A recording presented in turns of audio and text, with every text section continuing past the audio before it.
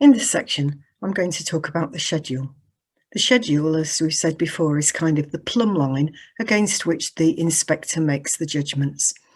And it's been worked on for many years, so it kind of describes what a really good church school might look like. It's a good plumb line to use. I find it helpful to have it printed out in paper form. Sometimes I find it helpful to print it out on lots of sheets of paper, big paper, that I can scribble all over so that I can use it in my evaluation and in my planning as well. The schedule has 7 different strands in it. There they are written out in front of you. Vision and leadership, wisdom, knowledge and skills, character development, community and living well together, dignity and respect, the impact of collective worship and religious education. Now, I feel that I need to apologise for reading through these things, but I also think that if this is going to be a useful piece of training, it's important that we actually see what's in the schedule. Not written in the schedule like that, but threaded through the 7 strands are, if you like, the weft that goes against the warp, or the other way round. These threads go through everything. What's happening in the curriculum, what's happening for children, what's happening in relationships, what's happening in inclusion, and what's happening in training. So it's we often refer to the parts of the schedule as strands because the whole thing is really woven together. And I want to go back to the idea that we drink the black part through the white part, the old Guinness advert, that we should start with the Methodist principles, that we consider our circumstances, that we have a broad outlook geographically, we are not limited in our thinking or our care for the world, that we are a thinking people, that we are a liberal, educated kind of movement.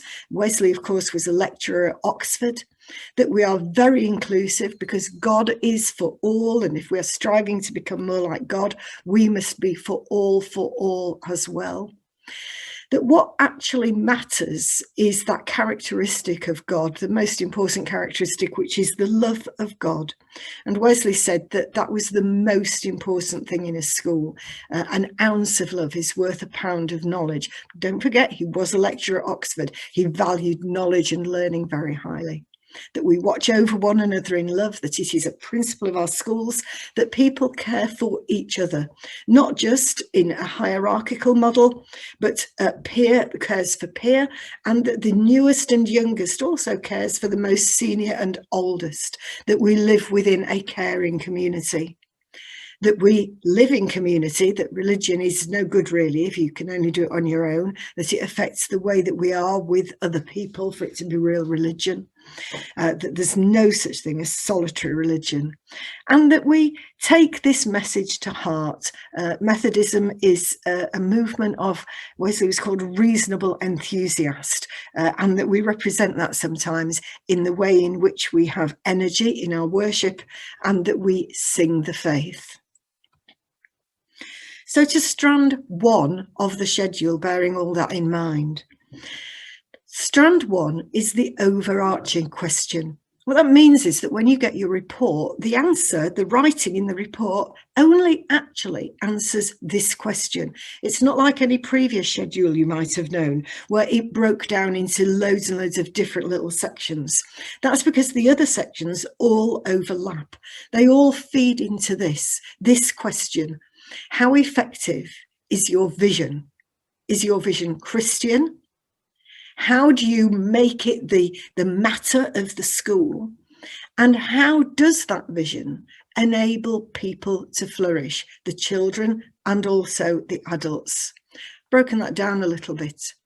The judgments are about your vision, how effective it is, how leaders lead according to the vision, how you shape the school according to the vision, and how the vision enables flourishing. So the plumb line against which the school is judged is, if you like, a double-sided plumb line, if you can have one of those. It's looking both at the gold standard established in the schedule, the different sections, what a really good church school would be doing, But it's also looking at how your particular vision, the way you have worked that out in your context, your ambitions, your understanding of what needs to happen for the kingdom to be brought in your place. It's looking at that as well. As Methodists, we really warm to that idea. When Wesley went round the country on his horse visiting the different Methodist societies, the question that he asked them was, what is the state of the work of God in this place? That was the assessment that he was making. He told the people across the Methodist connection to consider with deep and frequent attention how they were placed, and then to ask, what is the work of God in this place? So that when inspection happened, it was looking at what the state was of that work. How are we doing in doing the work of God here? So unpacking the overarching question, your vision and how you are leading it, governors and school leaders, teachers as classroom leaders, everybody as leaders. Unpacking it, it looks at how the theology behind it, the story, the Bible story that backs it up is identifiably Christian, that people in the school can speak about its Christian rootedness. How you live it out, where it fits in school life, where it fits in your policies. Have you just got local authority policies that bear no relation to the vision that you've claimed? And how it relates to what you are planning.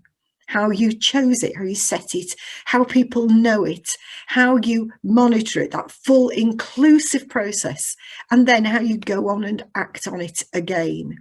How it informs your relationships and how much it forms part of the way that staff experience the school, particularly in the way that they are trained to be in your school or to go and work in other church schools.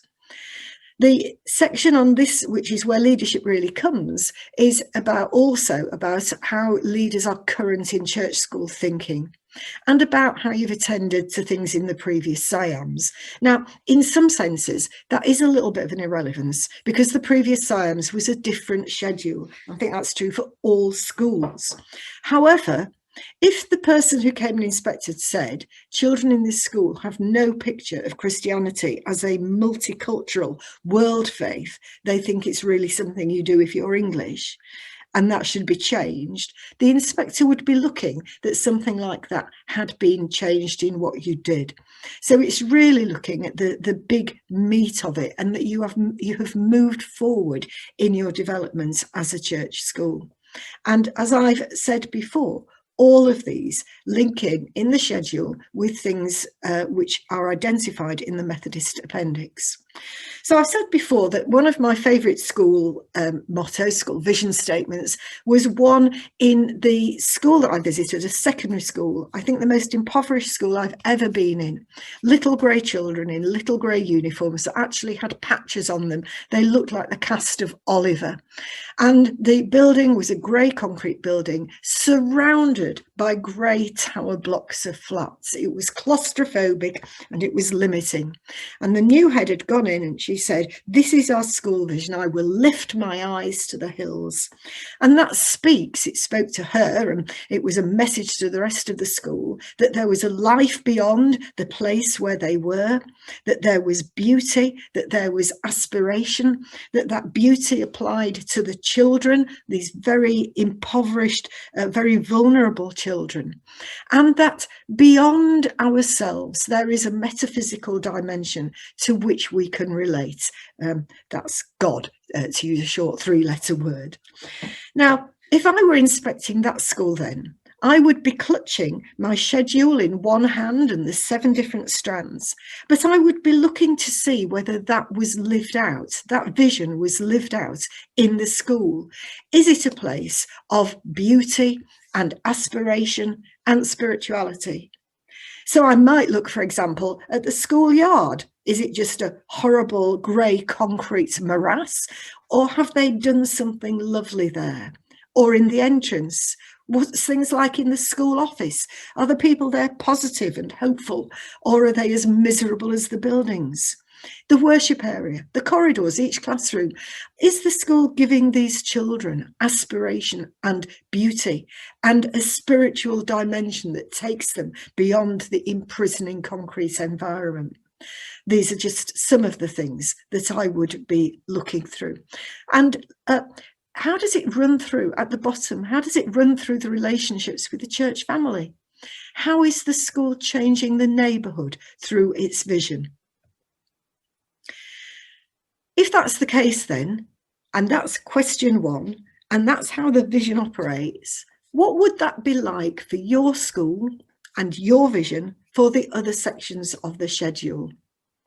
Section 2, wisdom, knowledge and skills, which is about what children learn, what they learn beyond lessons, how you are dealing with the whole child and how your vision might lead you to make bold choices about their opportunities, about how every type of learner is treasured within your school, and how the vulnerable are making progress, and separating out spiritual development. This is a real focus of the schedule, that it's not just about the matter-of-fact academic learning. Strand 3, about character development. Who are you growing your children to be, and how? How are you deliberately growing those children, nurturing them in hope and aspiration and courageous advocacy? So are you developing children to be, picking words out of the schedule, resilient and hopeful and ambitious and ethical and green? And how's that transferring into the community's resilience and hope and ambition, etc.? And courageous advocacy and aspiration, actually, is also about getting pupils to see themselves as part of something bigger. That's great. That's a very Methodist thing, this living on a wider map. The world is our parish. But it's also about moving beyond compassion to activism. Cake sales are all well and good, and I'm never going to decry cake. But the question is not, what can we do about the poor being poor? It's also about why are the poor poor, to quote Oscar Romero. Or it's about that picture of the person who finds that the river is coming down. It's Desmond Tutu's picture, isn't it? The river flowing past with people in it, and everybody on the bank struggling to pull these people out of the river. And somebody saying, you know, we should go further upriver and see why these people are falling in. So what are you doing in your school to educate children that they are not just victims of the world as it is, but that they are able to change it, giving them the tools to learn that? And then strand 4, living together. Behaviour and relationships, yes, but also about forgiveness and reconciliation. I've put a little star there because the schedule specifically says, how is that in your policies? So if I go in a school and they say, well, this is the local authority policy, how are you shaping that so you are just more than the school down the road? Promoting good mental health. Active participation around the school in life and evaluation. And also this business about learning to live with difference, not simply accidental difference. This is the variety of people who are in the school, but how you are teaching children skills and activities that enable them to find out that people have different views from them, but you don't have to beat each other up about it. And dignity and respect. A short heading and a short section, but a very big one in our lives. How are children in your context embracing and celebrating difference and diversity? Across the Methodist family, we have schools in very ethnically diverse areas. We have schools in areas where there are very few people of colour. How are children in those different contexts understanding the nature of our country and of our world? How is respect developed, and how are people learning to feel safe in their difference? We would expect church schools to be confident and appropriate on their RSE and to have a strong anti-bullying strand. I'd like to just say a little bit more about RSE because I think it's a place of possible divergence. You will know, and we have spoken about at our conferences, that although the Methodist Church does not currently permit the marriage of gay couples in church, the report God in Love Unites Us, which will go to the conference this year in June, that report proposes that that is something that Methodists should do. And this is something Methodists have been talking about for the last several years, but particularly over the last year. And recent votes suggest that about 75% are in favour. It wouldn't mean every Methodist church did it. It meant those churches that felt they ought to be doing it could do it. But it's also part of our story that since 1993, Methodists have ordained openly gay clergy. So we have a number of transgender clergy. Here's a picture of my friend who is the chaplain at the University of Kent, who has been in the press because she was the first transgender woman to be ordained in the Methodist Church. And wasn't there a lot of fuss about that? But having gay clergy, transgender clergy, having gay clergy who are married because they were already married or got married in a different country because that's where they lived at the time, that is all possible within the Methodist Church. And that puts us, I think, in a slightly different place from the Church of England. But we are equal partners in our trust in the school. And these positions are equally valid and equally important to be shared. Last, they're always last, but they are by no means least, worship and religious education. What is the worship like? I have seen some dreadful worship in schools. I've seen worship that is perfunctory. I watched an assembly where a woman did everything that you are supposed to do. She included kids. She had a Bible reading. It was like the worship of the living dead. It was awful. I've seen parents sitting at the back on their phones. I've seen year 6 tempted. Why are year 6 always shoved right at the back of the hall where it doesn't seem to matter whether they participate or not? And then I think the crowning glory was the worship where I was observing, and the person from the school office came and clambered through, I kid you not, the back half of the hall in order to fish out the child whose mother had come to take him to the dentist, completely clambering over everything. Absolutely no sense of this being special time. I don't think I have to tell you anything that's in there, but it's not just assembly time, and it's not just in assembly time, and everybody needs to be trained for it. I've seen so many sad acts of worship where somebody said we'd better get the vicar to do it because there'll be a safe pair of hands for the inspection. And actually, in the best schools are training the vicar more in how to relate spirituality with children. And then religious education. This is judged slightly differently, whether you're a VA or a VC school, but whatever, we would expect our schools to be beacon schools. We expect religious education to have prominence and to reflect the best of current practice. Now, current practice is currently shifting. There's a lot of emphasis on disciplinary balance. That's about the different lenses that an individual might use, theological, philosophical, sociological, in viewing what's happening. And it's also going back then to say, yes, this is an academically rigorous subject, but there's a new strand of sort of learning from it, saying, what am I bringing to this? What are my prejudices and my preconceptions? And what colours, what in my previous learning, say, because I'm a Christian, colours the way I'm thinking about this Hindu thing that's happening? And then going back and saying, okay, how does what I've now learned change where I sit in all of this? Have my lenses shifted? Religious education in a school that says Methodist above the door should include the discrete Methodist unit. There's a picture of that later on. And in all contexts, not only should people be learning about world faiths, but they should be learning that Christianity is a diverse world faith. It's not something that English people do or white people do. And again, leadership, the training, the evaluation in worship and religious education. Lots of really good resources for doing better RE, the Methodist RE resource, the anti-racist RE resource, which MAST conceived and took to RE today as an idea. We found the funding for, and they have developed. The MAST webinar, which is on our YouTube channel, which Lat did for us. Fantastic new BBC RE videos, which are called Being a Hindu series. I think it's, I can't remember what number it is being Christian. And that great competition that RE Today run, Spirited Arts, so many opportunities just by attending to that one competition.